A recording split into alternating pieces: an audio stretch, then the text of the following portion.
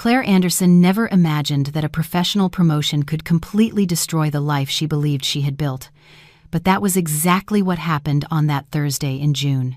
She had been an architect for 10 years, specializing in high-end residential projects in Chicago. Her portfolio included award-winning residences, penthouse apartments with views of Lake Michigan, and recently, a complex of lofts that had caught the attention of investors from New York City. That afternoon, at 34 years old and 5 months pregnant, Claire had just signed the biggest contract of her career, a luxury development on the Chicago lakefront that represented years of work, networking, and sleepless nights refining proposals. She had left the meeting with her hands still trembling with adrenaline. It was real. It had happened. After 3 months of negotiations, presentations, and endless project revisions, the director had finally extended a pen and said, "You earned this, Claire. Congratulations." The contract was signed. Her name was on that document. Her career had just reached a new level. To celebrate, the director of the investment group insisted on dinner at The Ashton, a prestigious restaurant in the River North neighborhood, famous for its exclusivity and its chef's tasting menu, prepared by a chef who had trained in Paris. Claire accepted, although she was exhausted. The pregnancy made her days slower, her body heavier. Sometimes, just climbing the stairs to her office made her feel her heart race and her legs weigh like lead. But she wouldn't let that overshadow this moment of victory. Not now, not when everything she had fought for was finally coming to fruition. Around 3:30 inches the afternoon, while organizing the architectural plans in her office, carefully folding each sheet, storing them in the correct folders, and categorizing them by project phase, she sent a message to Richard Davis, her husband of 8 years. They had been together for 11. "Having dinner with the client tonight. Big contract closed. I'll be home late. Kisses." She looked at the screen while waiting for a response, feeling a small pang of guilt. Richard had commented the previous week that she had been distant, always focused on work, but he understood, didn't he? This was important. It was her career, their future, the baby's future. Richard's reply came almost instantly. "Great. My brother called me. He's feeling sick again. I'm going to stop by to see how he is. Sleep well if I'm late. I love you, Princess." Claire smiled as she read. Richard's brother, Michael, had chronic health problems, uncontrolled diabetes, high blood pressure, a series of complications that never seemed to end. Richard had always been devoted to his family. Michael lived an hour away in Naperville, and Richard visited at least twice a month, sometimes more. Nothing about it seemed strange. Nothing seemed suspicious. In fact, she even felt a sense of relief. They would both have commitments, and neither would need to feel guilty for working late. Neither would have to wait up for the other, forcing conversations when they were too tired to articulate coherent sentences. Claire replied quickly, "Kisses to Michael. Hope he feels better. I love you too," and went back to work, never imagining that this exchange of messages would be read and reread hundreds of times in the following weeks, each word gaining an unbearable weight. At 7:15 inches the evening, Claire arrived at the Ashton. The restaurant was a discreet glass box from the outside, but luxurious inside. Walls lined with dark wood, soft lighting that made everything feel more intimate and expensive, sculptural floral arrangements on each table, flowers and branches arranged with almost mathematical precision, and a respectful silence that made people whisper. Even the waiters moved silently, like elegant shadows. Claire wore a gray tailored midi dress that elegantly concealed her growing belly and carried a leather briefcase with the final contract documents. She had looked at herself in the car mirror before entering and thought, "You did it. You really did it." The client was running late. The hostess, a young woman with impeccably styled hair, subtle makeup, and a professional smile, led her to a discreet table in the corner, near a window overlooking an indoor tranquil water garden with white stones arranged in geometric patterns, green bamboo swaying in an invisible breeze, and a water feature that dripped rhythmically. The sound was almost hypnotic. Drip, drip, drip. Claire ordered sparkling water, opened her laptop, and started checking emails while she waited. There were 17 unread messages. Most were congratulations from colleagues who had already heard about the contract. She replied mechanically, a small smile on her lips. "Thank you. Yes, I'm very happy. It was a team effort. Thanks for the support." It was then that she heard a laugh. Not just any laugh, but a feminine one, high-pitched at the start but ending in a low, husky, almost childlike rumble. A very specific sound, the kind that sticks in your memory when you hear it more than once. Claire didn't recognize it immediately, but something inside her tensed. It was a strange, visceral sensation, like when you feel someone watching you. She instinctively looked up, searching for the source of the sound, not knowing exactly why it bothered her, and saw him, 4 tables away, sitting across from a blonde woman with long, straight hair that fell like a golden curtain over her shoulders, was Richard. Claire blinked once, twice, certain she was mistaken, certain it was someone else, someone who looked like him. Chicago wasn't that small. Coincidences happened. But no, she knew those shoulders. She knew the way he tilted his head slightly to the right when he was paying attention to someone. She knew that specific gesture of running his hand through his hair. It was him, wearing the navy blue shirt she had ironed that very morning, still half asleep, the steam from the iron rising as she thought about her important meeting. He was wearing the wristwatch she had given him for his last birthday, a Tag Heuer that had cost 3 months of savings. Her husband, the father of the child she carried, the man who was supposed to be in Naperville visiting his sick brother. And he wasn't in Naperville. He was here, in this expensive restaurant, sitting across from a woman whom Claire finally, slowly, and painfully recognized. Jessica Carter, Richard's ex-girlfriend, the interior designer he had dated for 3 years before meeting Claire, the woman he spoke of casually when the subject came up, always assuring her that the past was buried, that there was no more contact, that it was a youthful thing. You know how it is. The floor disappeared from under Claire's feet, not metaphorically. She genuinely felt as if the polished wooden floor had dissolved and she was falling into a bottomless pit. They were sharing a bottle of red wine. Claire could see the label from where she sat, a Cabernet Sauvignon that she knew cost at least $150. The plates in front of them had barely been touched. Jessica was laughing, leaning forward, her elbows on the table, her eyes fixed on Richard with an intensity you don't use with strangers, not even with friends. It's the kind of look reserved for someone intimate, someone important. And he was smiling back. Not the polite smile he used with colleagues or acquaintances, not the tired smile he gave when he came home and Claire asked how his day was. It was the relaxed, genuine, intimate smile, the smile she thought was reserved exclusively for her. Claire felt her stomach churn, a real, physical, uncontrollable nausea. She gripped the table, her fingers pressing into the wood so hard her knuckles turned white. Then, Jessica reached her hand across the table and touched his face. It wasn't an accidental touch, not a casual, quick touch you give a friend. It was a slow, deliberate, intimate touch. Her fingers slid along his jawline, down to his neck, stopping there, her fingers resting at the base of his throat. Richard didn't pull away. He didn't seem surprised. He didn't frown or flinch.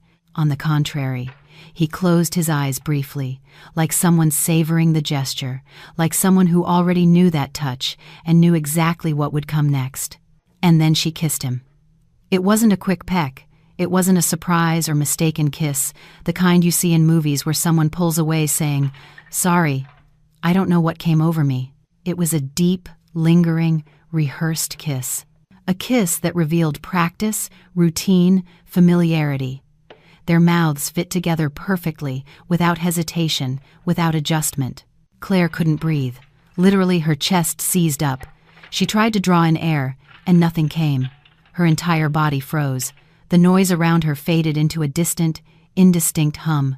The world shrank, concentrating only on that scene her eyes were registering, but her brain absolutely and completely refused to process. She was pregnant, 5 months, carrying his child. She had just closed the biggest contract of her career and was there to celebrate. And her husband, the man she shared a bed with, the man who knew every inch of her body, the man who had cried when they saw the first ultrasound, was kissing another woman. A waiter approached her table, a middle-aged man in an impeccable uniform with a gentle smile.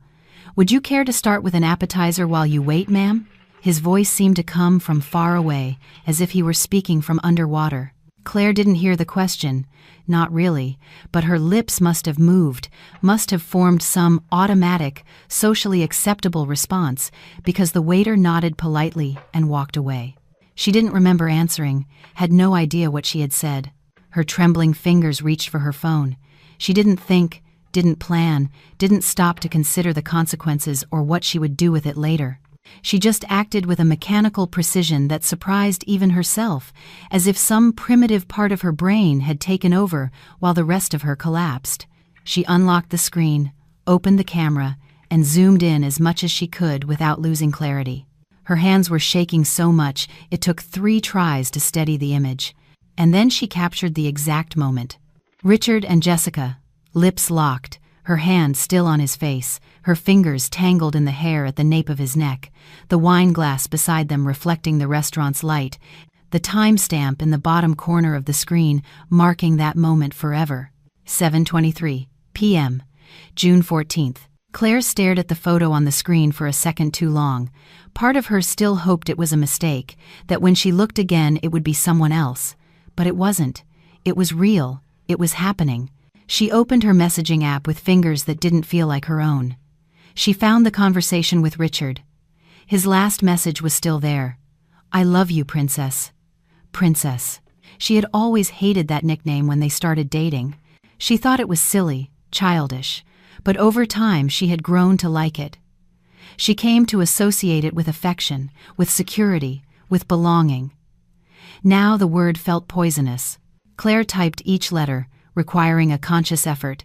"Hope your brother feels better soon." She attached the photo. Sent. Then she placed her phone face down on the table and waited. Her heart was beating so hard she could hear it. She could feel the pulse in her neck, her wrists, her temples. The baby moved inside her, a soft flutter that at any other time would have made her smile. Now it only made her insides clench tighter. 5 seconds. 6, 7, 8, 9. 10 seconds later, she saw Richard take his phone from his pocket. He glanced at the screen with a lazy smile, clearly expecting something mundane, a work message perhaps, or some random reminder. His face was relaxed, carefree. Then, his face changed. The transformation was instantaneous and brutal, the color drained from it. All the blood seemed to rush out at once, leaving him as pale as paper. His eyes widened until Claire could see the whites all around his irises, even from a distance. His mouth fell slightly open, frozen in an expression of absolute shock and horror. He dropped the phone. The device clattered on the table with a sharp noise that made Jessica jump back, confused, turning to him with furrowed brows. "Rick, what's wrong?" Richard didn't answer. He began to look around frantically, his head swiveling with jerky, uncoordinated movements. His eyes swept the restaurant in pure panic, searching for her, trying to understand how this was possible, how she was here, how he had been so stupid, so careless. Their eyes met across the 4 tables that separated them. Claire didn't look away, didn't cry, didn't scream, didn't do anything he might have expected. She just stared at him with an icy calm she didn't know she possessed, that she didn't even know she was capable of feeling. It was as if all the fear, all the pain, all the rage had been compressed into a dense, cold ball in the center of her chest, and from it radiated not heat, but ice. He was the one who looked away first. She saw the exact moment he couldn't take it anymore.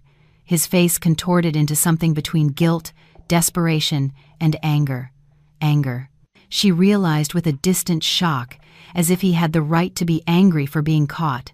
Jessica was still talking, her voice rising slightly, confused and irritated. "Rick, what is going on? Are you listening to me?" Claire didn't wait to see what would come next. She didn't want to hear the excuses. She didn't want to see him get up, come to her table, try to explain the inexplicable. She placed a $20 bill under her untouched glass of water, the one with the lime wedge still floating immaculately. She picked up her bag and the leather briefcase with the contract documents and walked out. Her steps were firm, controlled, 1 foot in front of the other. She crossed the entire restaurant under the gaze of a few patrons who noticed something was wrong, some kind of tension in the air, but didn't know exactly what. She passed the hostess, who smiled politely and said, "Good evening, ma'am." Claire didn't respond, wasn't even sure if she had heard. Only when she got to her car, when she sat in the driver's seat, when she locked all the doors and gripped the steering wheel so tightly her fingers ached, so tightly her palms turned red, did her body begin to tremble. Her hands first, then her shoulders, then her breath became short and ragged, as if her body had forgotten how to function properly. She didn't go home, or back to the office. She couldn't imagine entering that apartment, seeing their pictures on the walls, the bed where they slept, his clothes in the closet. She drove aimlessly through the streets of Chicago for nearly 3 hours, her phone vibrating incessantly beside her in the console. Calls, messages, notifications, all from Richard. The screen lit up every few seconds with his name. Richard. Richard. Richard. She didn't open any, didn't answer any calls, didn't read any messages. She just drove, passing familiar places that suddenly seemed alien. The world had changed in 20 minutes, but the streets remained the same. People kept walking, laughing, living as if nothing had happened. Finally, around 10:30 p.m., Claire parked in front of a modest hotel near Millennium Park. It was one of those small 3-star hotels, mostly frequented by business travelers. Anonymous, safe. She checked in. The receptionist noticed her red eyes but said nothing, just handed her the key to room 204 with a professional smile. She went up to the room, took off her shoes, and lay down on the hard, strange bed that smelled of industrial detergent. She placed a hand on her belly, where the baby was moving gently, oblivious to the chaos crashing down around them, small movements like butterflies fluttering inside her. She closed her eyes and tried to focus only on that, on the baby, on the child that, regardless of everything, she loved more than anything. And then, alone in that silent, impersonal room, with the air conditioner making a monotonous hum and the world outside continuing to spin without a care, Claire began to cry. It wasn't a silent cry. It was a deep, convulsive sob that came from her gut. She cried until she had no tears left, until her throat was raw, until she fell asleep from sheer exhaustion, still dressed, with her makeup smeared across her face and her hand on her belly. The morning arrived like a crushing weight on her chest. Claire had slept for 2 hours at most. Every time she closed her eyes, she saw the scene replaying. Jessica's hand on Richard's face, the kiss, his smile, the way he looked so comfortable, so relaxed, so happy. Her phone was off. She had turned it off at some point in the middle of the night when the constant vibrations had kept her from falling asleep, even for a few minutes. Now, at 7 a.m., sitting on the edge of the hotel bed, staring at the blank white wall in front of her, she knew she would eventually have to turn it on. With fingers that still trembled, even after a whole night, even after crying herself dry, they still trembled. She pressed the power button, and the screen lit up.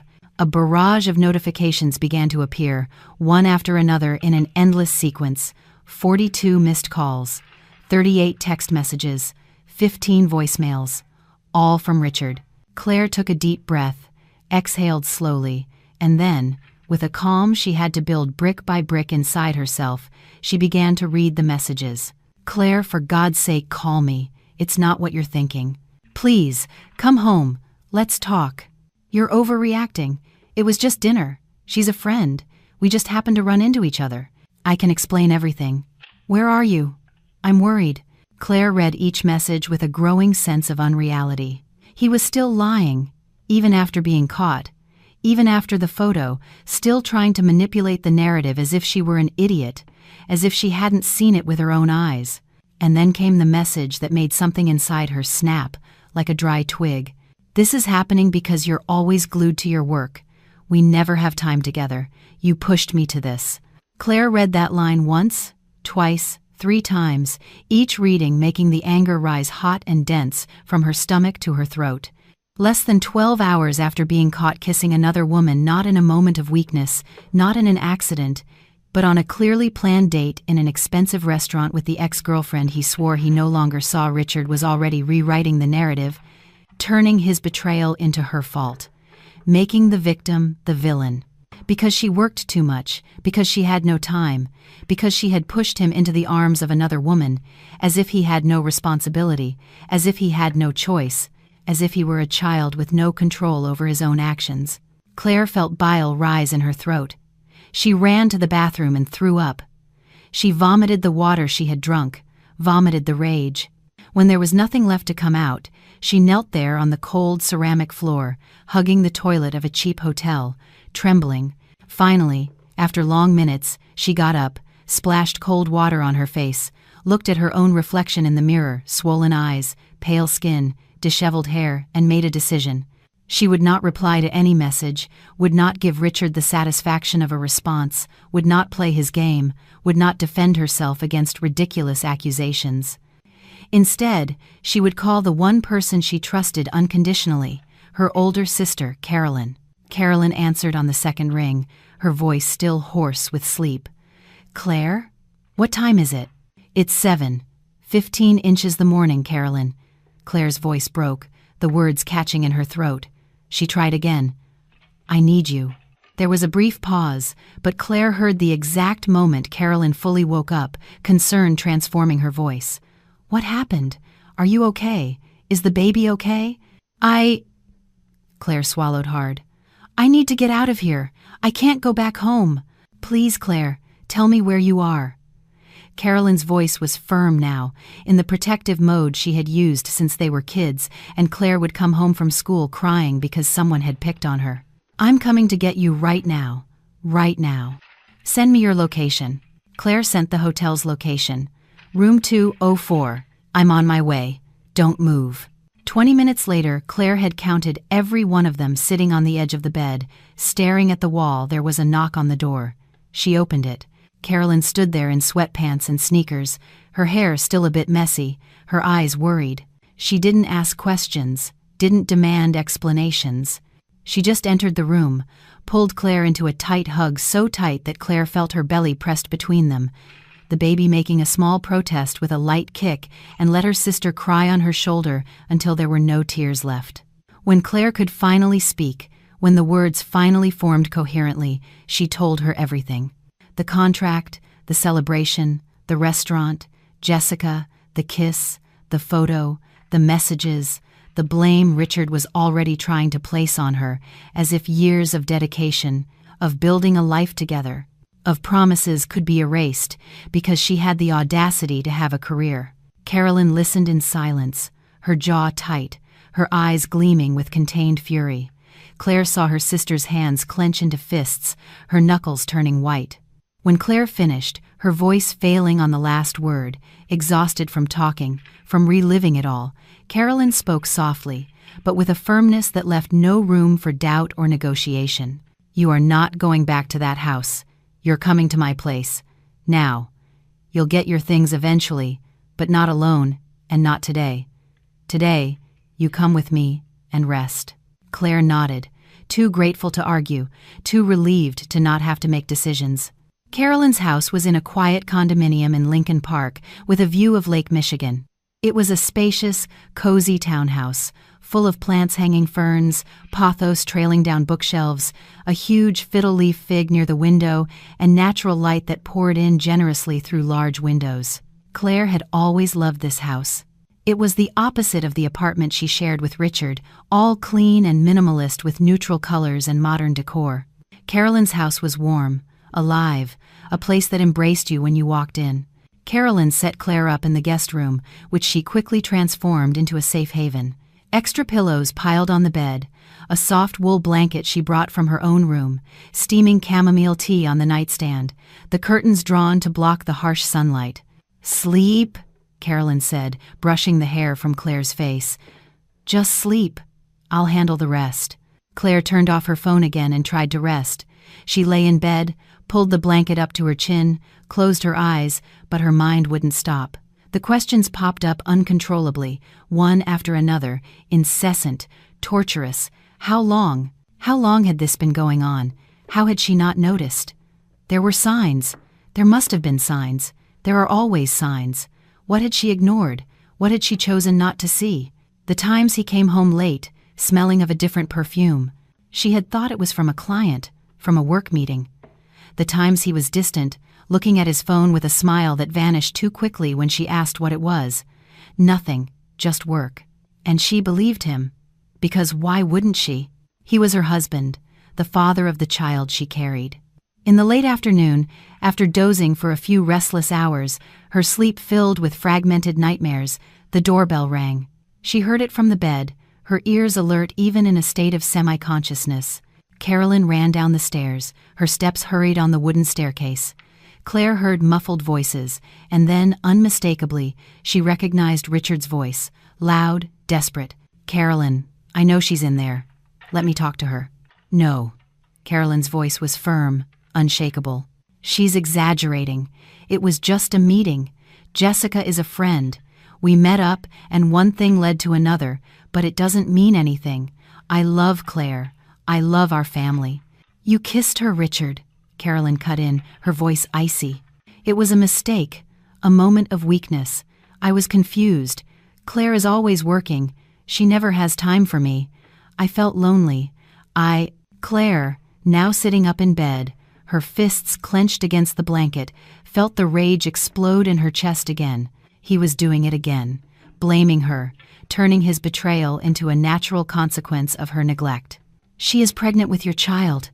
Carolyn's voice came out low, but Claire could hear it perfectly. Silence. A long, heavy silence. Then, Richard, quieter, almost pleading. "That's why. She needs to think about the baby. She needs to be rational. She can't throw everything away because of one mistake. We have a family. We have a life. A moment of weakness can't destroy all of that." Claire felt sick again. He was using the baby, using their child as an argument, as a tool of manipulation, as if she were the one destroying the family, as if she were the irresponsible one. Carolyn's voice came out cold, sharp as broken glass. "She didn't throw anything away. You did. You destroyed this. Now get out of here before I call the police and say there's a man trying to break into my house. You never liked me. From the beginning, you tried to turn her against me. I did like you, Richard. I really did. I thought you were good for her, until you proved I was right to doubt you. Now go." The door slammed shut, a final, sharp sound. Carolyn came up the stairs quickly and entered the room, finding Claire sitting on the bed, her hands clutching her belly protectively, her eyes wide. "He's gone," Carolyn said, sitting next to her sister. "And he's not coming back. If he does, I'm calling the police for real." Claire nodded slowly, her throat too tight to form words. "You don't need to thank me," Carolyn continued, taking Claire's hand. "You need to protect yourself and protect this baby, and that's what we're going to do." The following Monday, after an entire weekend locked in Carolyn's guest room, only coming out to eat when her sister insisted, ignoring Richard's increasingly desperate attempts to make contact, Claire was sitting in the office of Dr. Helen Foster, a lawyer specializing in family law whom Carolyn had emphatically recommended. "She's good," Carolyn had said, "very good. And she has no pity for men who think they can get away with anything. Trust me." The office was in a sleek commercial building downtown. Helen was a woman in her early 50s, with short, graying hair cut in a modern bob, an erect posture that conveyed authority, and a direct gaze that conveyed both competence and empathy. She wore a well-tailored gray suit and discreetly framed glasses. Claire handed her everything she had brought: the restaurant photo printed in high resolution, Richard's messages saved as a PDF, the complete conversation history, and financial documents she had discreetly taken from home on one of the quick trips accompanied by Carolyn. Deeds, bank statements, investment records. Helen examined everything in silence for long minutes. Claire watched as the lawyer made notes in a file, her pen moving quickly, underlining important parts, marking details. Finally, she looked up, taking off her glasses and placing them on the desk. "Claire, this photo is solid proof. The messages are too, especially the one where he tries to blame you for his behavior. But I need to be frank with you. Even with proven infidelity, divorce proceedings can be complicated, especially when there are shared assets and a child on the way. Some judges are more traditional, they might push for reconciliation. I need to know, are you certain about this decision?" "Yes." Claire didn't hesitate. "Completely certain." Helen nodded, satisfied. "Good. Then let's get prepared. You were married without a prenuptial agreement, correct?" "Yes. It was the standard arrangement when we got married. We didn't sign anything." "The apartment where you live, whose name is it in?" Both of ours. We bought it together 5 years ago. Down payment and mortgage split 50-50. Helen made quick notes. And these joint accounts, do you have full access? I do. We always had a joint account for household expenses and individual accounts for personal things. And you both contribute equally to the joint account? He earns a bit more than me, so he deposits 60% and I deposit 40%. I see. And your personal savings? Claire hesitated. There was something important here. She knew it. In the last few months, Richard became very insistent that I transfer part of my personal savings to the joint account. He said it would be better for family planning, for the baby, that it would be safer to have everything together. Helen raised an eyebrow, her expression subtly changing. Did you transfer it? No, Claire swallowed. Something stopped me. I can't explain it. It was a strange feeling. I just felt I shouldn't, that something was wrong. Your instinct saved you. Helen leaned forward, her eyes fixed on Claire with a new intensity. Claire, I'm going to be direct. What you just told me, the insistence on pooling money, especially now during your pregnancy when you're more vulnerable, that raises giant red flags for me.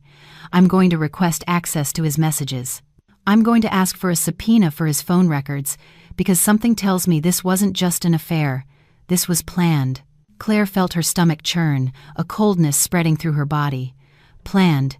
I'm going to investigate. But for now, you do not talk to him. You do not answer messages. You do not answer calls. All communication goes through me. All of it.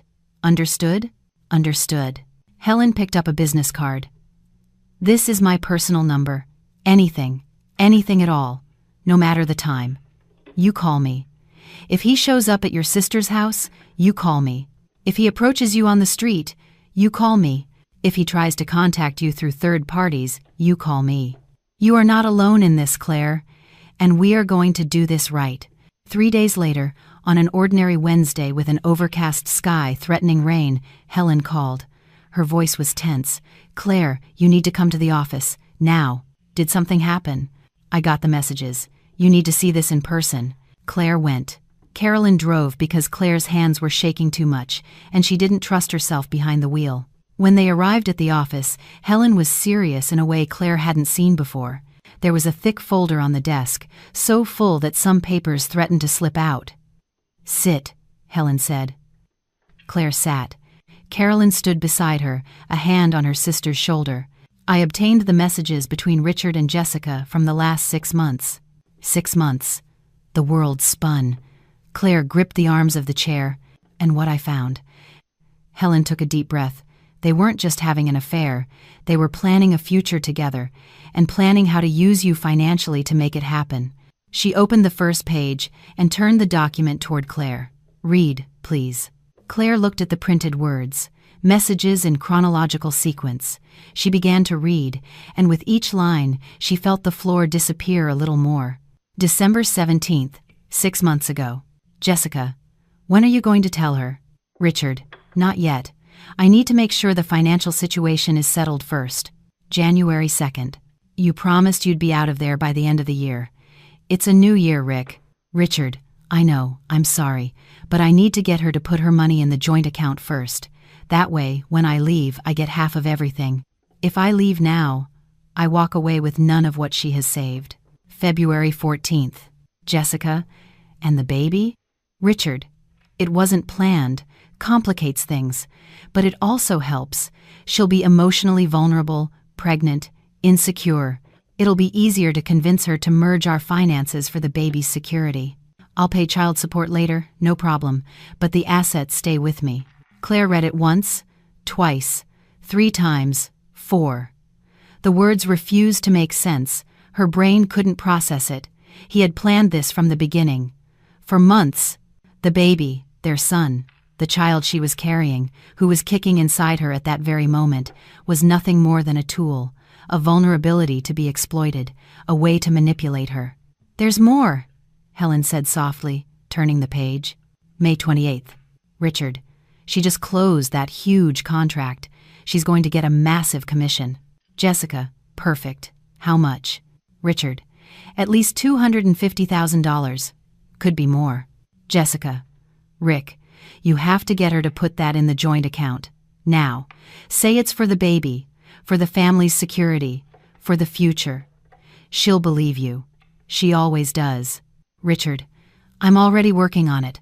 She's resisting, but I'll keep insisting. Being pregnant, she's more emotional. She'll give in.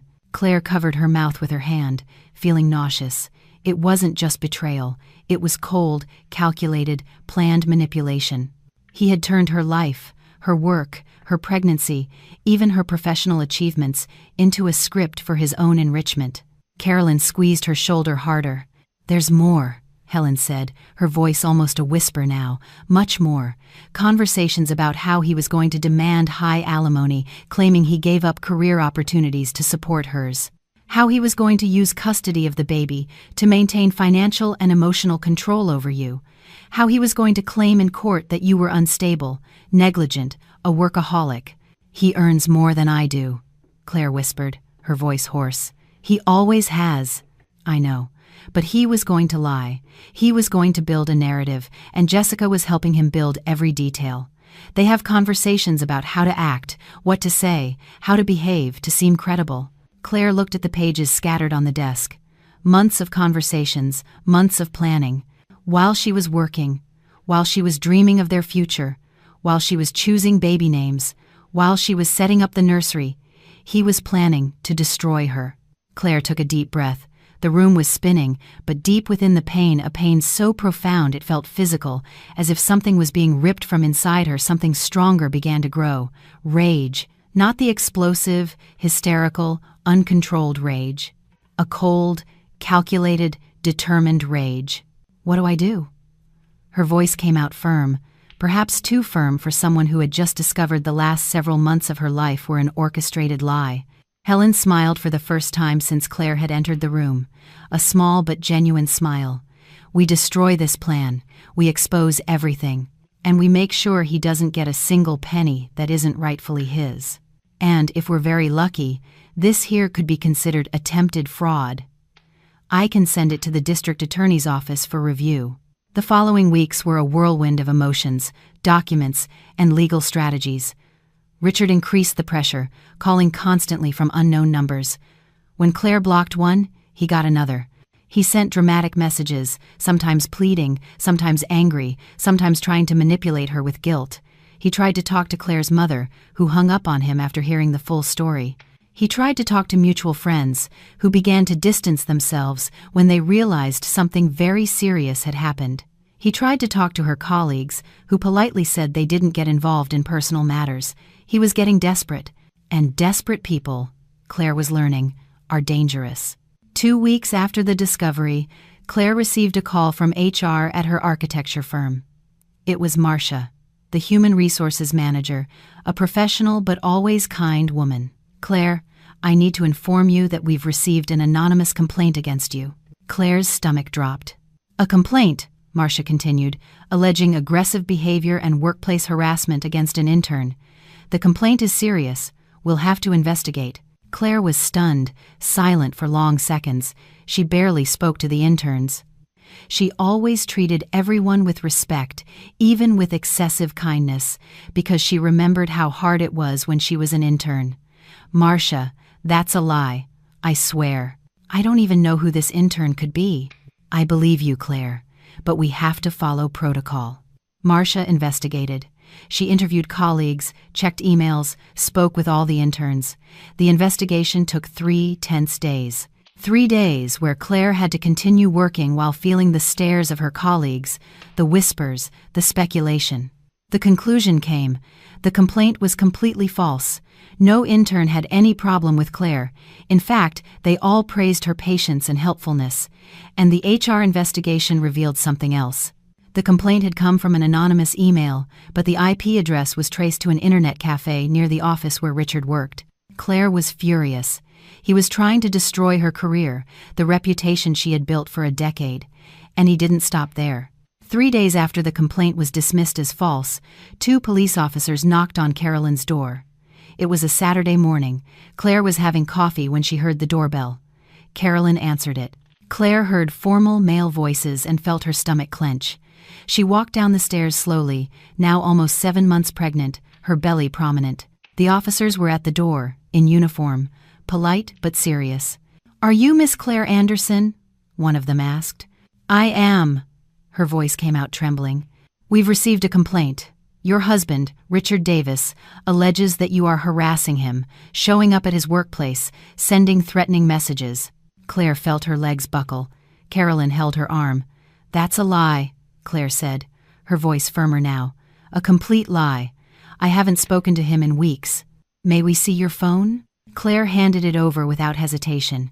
She showed them the blocked conversations. She showed that the last message sent to Richard was almost a month ago, the one from the restaurant with the photo. Nothing after that. 0 sent messages. "And he alleges you showed up at his work yesterday afternoon." "I was here," Carolyn intervened, showing photos she had taken of them having lunch together, complete with time and location stamps. "Claire is living with me. You can ask the neighbors. She didn't leave the house yesterday." The officers checked everything, asked questions, took notes, and it quickly became clear that Richard's story didn't hold up. They left, embarrassed, after making it clear the complaint would be dismissed. But the message was sent. Richard was desperate, and he was willing to lie, to use the police, to destroy her life if necessary. When Helen found out, she was furious. He just hung himself. "Filing a false police report is a crime. I'm adding this to his file." The divorce proceedings officially began in early August. Claire, now 7.5 months pregnant, entered the courthouse arm in arm with Carolyn, Helen by her side. Her belly was impossible to ignore now. She wore a simple, comfortable navy blue dress, no heels because her feet were swollen. Richard was there, on the other side of the hall. He wore a suit, something Claire rarely saw. He always preferred to work more casually. He was accompanied by a new lawyer, a burly man in an expensive suit and a brand-name tie, known for aggressive tactics in family court. When their eyes met for the first time in weeks, Claire saw something that surprised her. He looked awful, thinner, with deep dark circles under his eyes, his hair disheveled as if he hadn't been sleeping. A very small part of her, a part that still existed, felt a pang of pity. But she quickly crushed that feeling. The first hearing was procedural, technical. Richard's lawyer, Mr. Miller, tried to argue that Claire was emotionally unstable, that the pregnancy had made her irrational, that she was sabotaging the relationship over unfounded jealousy from an innocent dinner between friends. "Your Honor," Mr. Miller said in a pompous voice, "the plaintiff is clearly emotionally disturbed. Pregnancy hormones, as we know, can affect judgment. My client is willing to forgive this moment of irrationality and work toward reconciliation for the good of the child that is on the way." The judge, Eleanor Vance, a woman in her 60s with a tired but sharp gaze who had likely seen hundreds of cases like this, listened without expression, making occasional notes. Then, Helen stood up, elegant and calm. "Your Honor, I would like to present evidence that completely contradicts the narrative presented by the defense." She walked to the judge's bench and handed her the folder containing the messages between Richard and Jessica, all printed, organized chronologically, with the relevant parts highlighted. The courtroom fell silent as the judge read, page after page. Claire watched as the judge's expression changed from neutral to a frown, and finally to visibly disturbed. She read slowly, pausing at some passages to reread. After 10 minutes that felt like an eternity, the judge looked up, took off her glasses, and looked directly at Richard. "Mr. Davis," she said, her voice controlled but sharp as steel. "These messages reveal a pattern of manipulation, premeditated financial fraud, and emotional exploitation of the plaintiff, who is pregnant with your child. I will read here for the record. She'll be emotionally vulnerable, pregnant. It'll be easier to convince her to merge our finances. These are your words." Richard swallowed hard. His face was ashen. That was taken out of context. "I'm not finished." The judge raised a hand, cutting him off. "Do not interrupt me. I'll pay child support, but the assets stay with me. She always believes you. Mr. Davis, you lied about your intentions. You conspired with a third party to deceive your wife. You tried to induce her to transfer assets into joint accounts with the explicit goal of illegally appropriating them when you filed for divorce. This is not only immoral, it is potentially criminal. It could constitute fraud. The room was so quiet that the sound of the judge's pen tapping on the desk echoed like a gunshot. Furthermore, the judge continued, flipping through other pages, I see here evidence of attempts to damage the plaintiff's professional reputation through false complaints to her HR department. I also see a record of a false police report alleging harassment that has been proven not to have occurred. This demonstrates a clear pattern of abusive, manipulative, and criminal behavior. Richard was completely pale now. His lawyer tried to speak. Your Honor, if I may. You may not. The judge closed the folder with a sharp thud. I am granting an immediate injunction protecting all of the plaintiff's individual assets. Any attempt to access her personal accounts will be treated as a crime. The division of assets will be based strictly on the individual contribution of each party during the marriage, and an independent auditor will be appointed by the court to assess all assets, all accounts, all investments. Furthermore, the defendant is prohibited from approaching the plaintiff or the residence where she is staying. A minimum distance of 500 feet. This hearing is adjourned. We will reconvene when we have the complete audit and the forensic report on the messages. The gavel struck. Final. Richard stumbled out of the courtroom. Claire saw him as he passed her and Carolyn in the hallway. He didn't look at her, kept his eyes on the floor. Helen smiled discreetly as she organized her papers. That went better than I expected. Carolyn hugged Claire. The hard part is over. But Claire knew it wasn't. The hardest part was yet to come, giving birth to a baby whose father had tried to destroy her. 2 months later, on a cold October morning at 5:40 a.m., Claire felt the first contraction. She was sleeping, or trying to, when the pain woke her, a different kind of pain, deep, that tightened her entire belly like a giant fist closing. She groaned softly. Carolyn, who had been sleeping in the next room with the door ajar ever since Claire entered her 9th month, appeared immediately. Is it time? I think so. 2 hours later, after increasingly strong and frequent contractions, Claire was at the hospital, in the delivery room, squeezing Carolyn's hand as the nurses prepped her. Do you want me to call him? Carolyn asked gently. It's his right to know. Claire thought for a moment. Then she shook her head. No, not now. Later, when everything's okay, but not now. The birth was difficult. 7 hours of labor, 7 hours of pain, fear, and exhaustion. But finally, at 2:15 inches the afternoon, Leo was born. 7 pounds, 9 ounces. 20 inches long. Dark eyes, still bluish as all newborns are, but promising to turn brown. Thick, black hair. A strong, healthy cry. When the nurse placed Leo in Claire's arms for the first time, she held him against her chest and cried, but not from sadness, from relief, from gratitude, from a love so intense it was physically painful. Because, despite everything, the betrayal, the lies, the pain, the lawsuit, this baby was perfect. This baby was hers, and she had protected herself and this child. Richard asked to visit them in the hospital. Helen called Claire, relaying the request. What do you want to do? Claire looked at Leo, sleeping peacefully in her arms. No, not now. He has a right to visits. I know, but I'm going to need time. And I want it to be regulated with set times, not just him showing up whenever he wants. Understood. I'll inform him. In those first few days, Leo was surrounded only by people who truly loved him. Claire, Carolyn, Claire's mother, a few close friends. No one who represented a danger, no one who could bring toxicity near this innocent child. The divorce was finalized 3 months after Leo's birth. January arrived with scorching heat, and Claire was back in court, this time stronger, more rested. Leo was at home with Carolyn, sleeping peacefully. The division of assets was clear and fair. The apartment was sold, and they each received exactly half. The joint accounts were divided proportionally to their proven contributions. Claire kept all of her personal savings, her investments, her commission from the large contract she had closed on that fateful night. Richard received what was rightfully his and absolutely nothing more. No alimony was granted to him. The judge was categorical in stating that he had worked continuously throughout the marriage, earned a good living, was professionally trained, had no financial dependency, and had tried to manipulate the system. Richard, on the other hand, would have to pay child support for Leo a fair amount, calculated based on his actual income, not the fictitious, diminished income he had tried to present.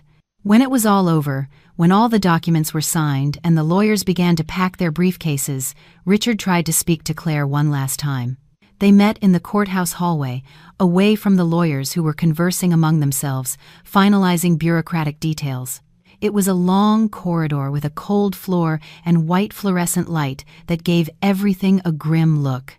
"Claire," he said, his voice hoarse, almost unrecognizable.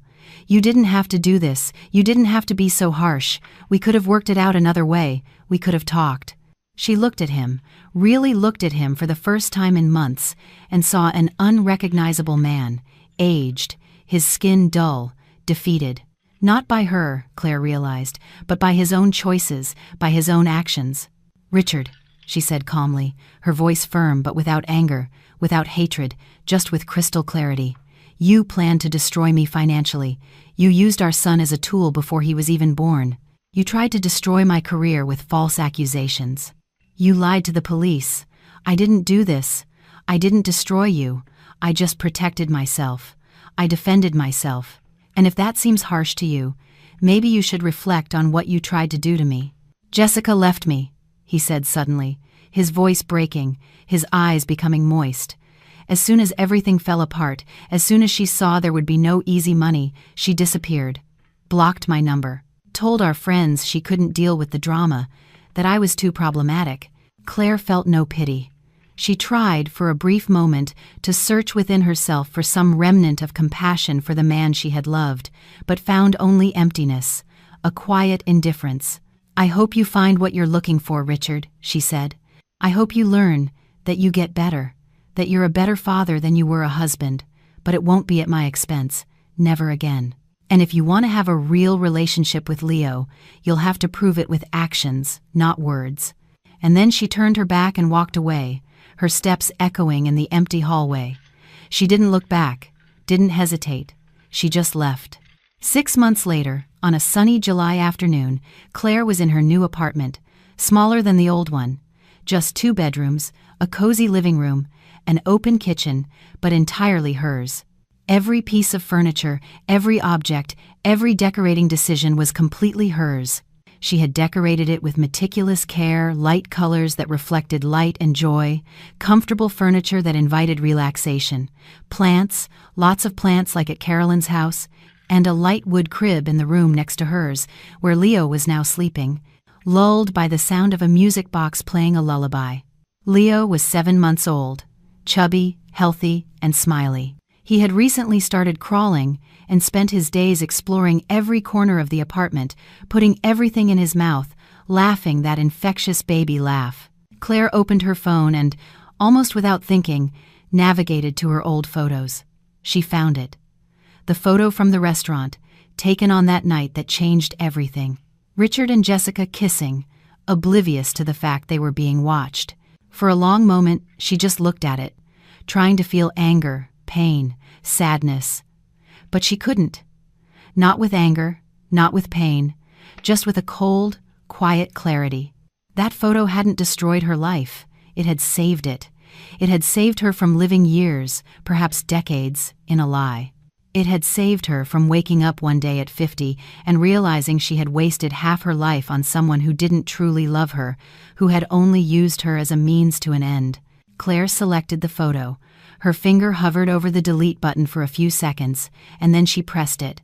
The photo disappeared permanently. And when the screen went black, reflecting only her own tired but peaceful face, Claire felt something she hadn't felt in a very long time. Genuine peace. Not the easy peace of naivety or denial. Not the peace that comes from ignoring problems or pretending everything is fine, but the hard-won peace, earned with effort, with tears, with strength. The peace that comes from looking at the chaos and actively, consciously choosing to rebuild, from looking at betrayal and choosing dignity, from looking at the future, uncertain and scary, and choosing courage. Leo whimpered softly from his room. Claire got up, her movements automatic after 7 months, and picked up her son, cradling him against her chest. He still smelled like a baby, that inexplicable, sweet, comforting scent. "It's going to be okay," she whispered against his soft hair.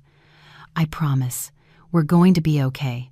Just the two of us against the world, if we have to be." And for the first time since that night in June, she completely believed it.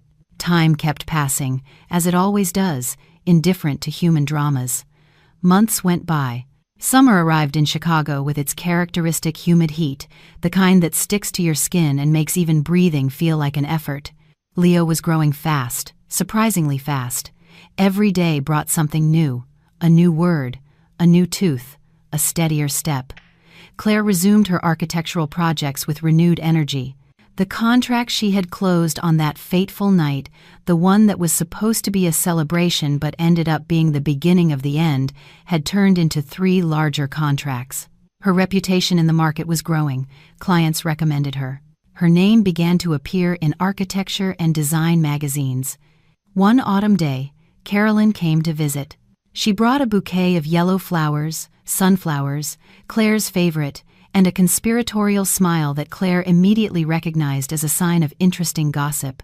"You're not going to believe what I heard," she said, pouring coffee in Claire's small but efficient kitchen. "What?" Claire asked, settling Leo into his high chair so he could eat his baby food. "Richard is trying to get back with his ex-wife. Not Jessica, the first one from years ago, before you. I forget her name." "Ashley," Claire supplied automatically. "That's her." He called her, begging for a second chance, saying he'd matured, learned, changed. Claire raised her eyebrows as she wiped Leo's mouth. "And?" "She blocked him," Carolyn laughed.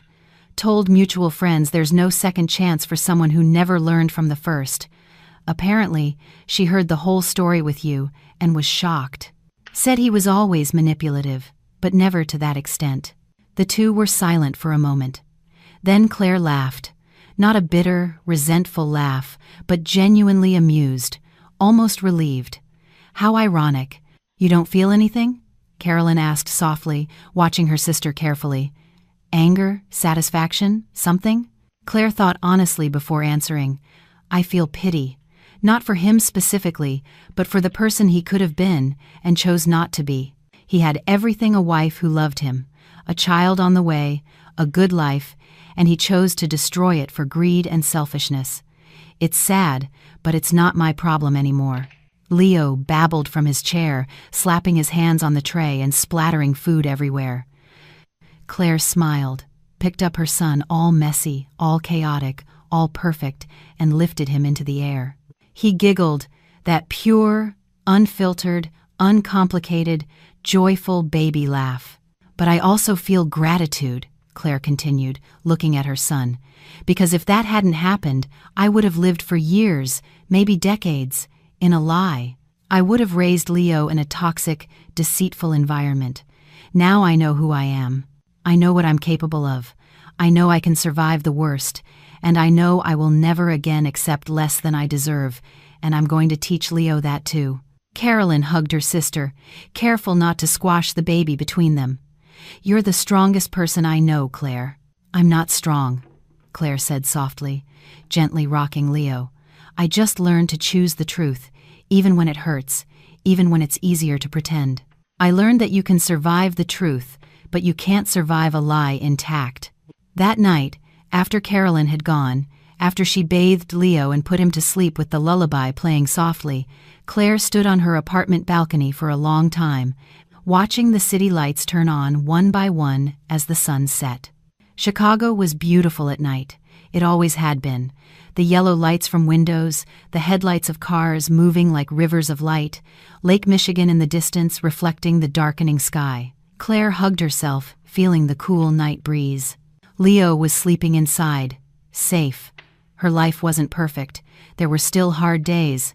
There were still sleepless nights when she wondered if she was doing everything right, if she was being a good mother, if Leo would miss having a complete family. There were still moments of anger or sadness when she thought about all she had lost. But she was free. free from the lie, free from the manipulation, free from the man who had tried to destroy her for his own benefit, free from the expectations and pressures of maintaining a marriage that was rotten on the inside, and finally, free to rebuild on her own terms, her own way. A few months later, on a quiet autumn afternoon, Claire was reviewing blueprints in her home office. She had rented a small commercial space, just one room, but it was hers.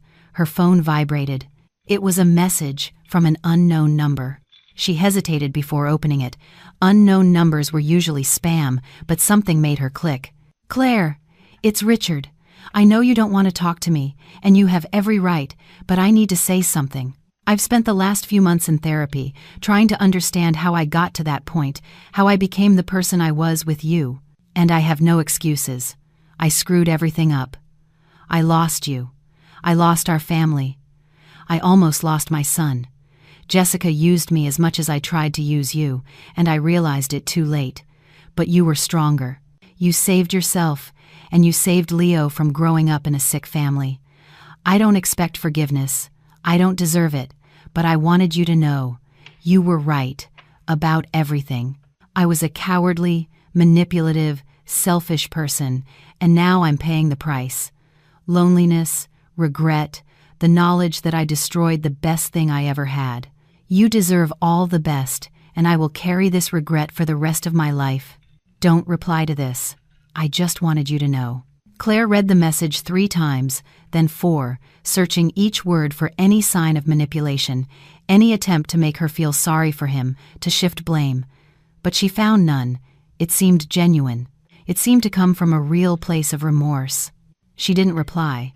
She didn't block the number, but she didn't reply, because there was nothing left to say. She didn't want to reopen that door, didn't want to restart that conversation. But she also no longer needed that anger, no longer needed to carry that weight. She simply closed the message and went back to work. And in that simple gesture, in that choice to move on without drama, without confrontation, without needing the last word, she finally realized she was healed. Not healed in the sense of forgetting, not healed in the sense that none of it mattered anymore, but healed in the sense that it no longer defined her, no longer controlled her. It was just a part of her past, something that happened and shaped her, but did not break her. 1 year after that night in the restaurant, exactly 1 year, Claire realized, looking at the calendar she was organizing Leo's first birthday party. Carolyn's house was filled with colorful balloons, banners that read, "Happy Birthday, Leo," in big letters, and the laughter of children and the animated conversation of adults. Her whole family was there, Claire's mother, aunts, cousins, true friends, the ones who had stood by her during the worst, who hadn't disappeared when the drama started, who had offered a shoulder, a home, food, unconditional support. Richard wasn't there. He would see Leo on his scheduled visit the following weekend, as always. The visits had been difficult at first. Leo was wary, he cried. He didn't want to stay, but over time, he got used to it. And Richard, surprisingly, was being a present father. Not perfect, but present. He took Leo to the park, played with him, returned him on time. It was enough. Leo, his little party hat askew on his head, his face smeared with blue frosting, giggled as he tried to stick his hands in the cake again. Claire caught him just before he could make a bigger mess, wiping his chubby hands with a wet wipe as he protested with indignant babbles. Claire looked around. Her mother was chatting animatedly with aunts she hadn't seen in months. Carolyn was organizing games for the kids, always the organizer, always taking care of everyone. True friends Marcia from the office, Paula from college, Robert, who had been Richard's colleague but sided with Claire when he understood what had happened, were toasting and smiling. No one mentioned Richard. No one mentioned the past. No one looked at her with pity or that poor single mother gaze. They looked at her with respect, with admiration, with love, because Claire had finally built something new. Not on the ruins of what was, not as a reaction to what she had lost, but something completely separate, authentically hers.